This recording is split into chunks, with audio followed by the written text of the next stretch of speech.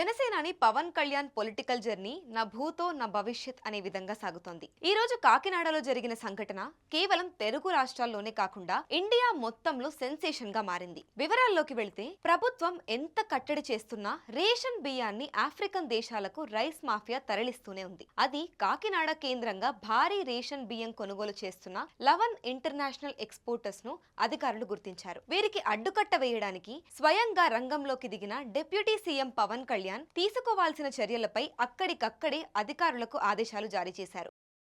YCP ప్రభుత్వ హయాంలో భారీ ఎత్తున రేషన్ బియ్యం కాకినాడ పోర్టు ద్వారా విదేశాలకు తరలి వెళ్లిపోతుందంటూ గగ్గోలు పెట్టిన కూటమి నేతలకు వారి సొంత ప్రభుత్వంలోనే ఇదే సమస్య తప్పడం లేదు. కాకినాడ పోర్టులో పౌర సరఫరాల మంత్రి నాదెండ్ల మనోహర్ వరుస తనిఖీలు చేస్తున్నా పరిస్థితిలో ఏ మాత్రం మార్పు రావడం లేదు. తాజాగా కాకినాడ పోర్టు నుంచి రేషన్ బియ్యంతో వెళ్తున్న ఓ సౌత్ ఆఫ్రికా షిప్ ను కలెక్టర్ ఎస్పీ చేస్ చేసి మరీ పట్టుకున్నారు.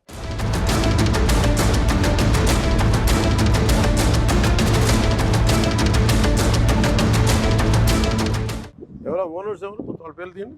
బార్జీ ఓనర్ ఎవరు ఒకటే చెప్పండి. ఇవి జరిగినప్పుడు even any kind of explosives can come inside. How come administration ask Shanmohan G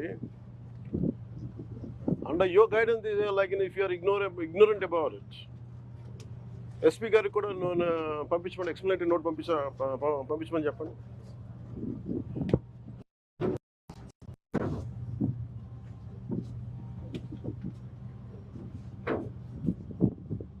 ఏదైనా జరగచ్చు కదా.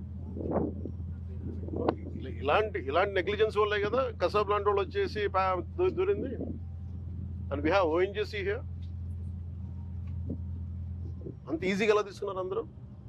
How come police authorities took it so easily?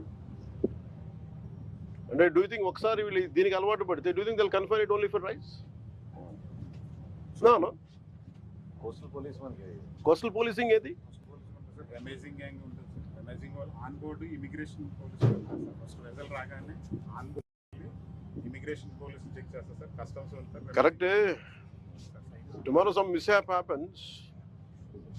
మరి కీ ఇన్స్టిట్యూషన్స్ ఉన్నాయి.